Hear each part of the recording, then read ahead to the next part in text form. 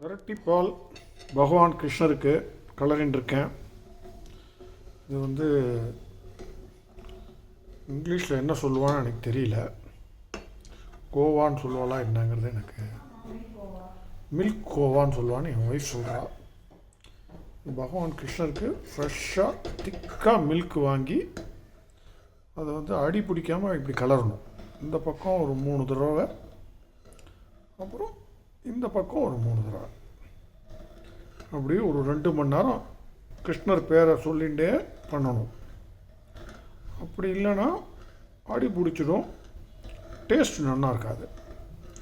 வெறுமனை கிளறினா மாத்திரம் போதாது, நிறையா குங்குமப்பூ போடணும், ஏலக்காய் போடணும், சர்க்கரை போடணும். அதெல்லாம் வந்து கொஞ்சம் இந்த மில்க்கு கெட்டியான ஒன்றையும். இது இப்போ தான் வச்சுருக்கேன், ஒரு 15 மினிட்ஸ் தான் ஆறுது.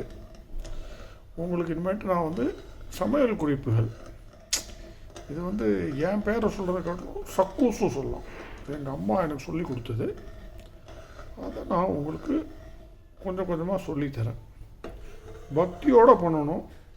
அதனால் கிருஷ்ணாய வாசுதேவாய தேவகி நந்தனாயச்ச நந்தகோப குமாராய கோவிந்தாய நமோ நமஹ அப்படி சொல்லிகிட்டே இப்படி பண்ணால் பக்திக்கு பக்தியும் ஆச்சு.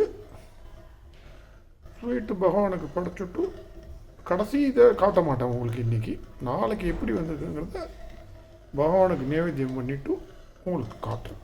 தேங்க்யூ. அதுதான் இன்றைக்கி நியூஸ்.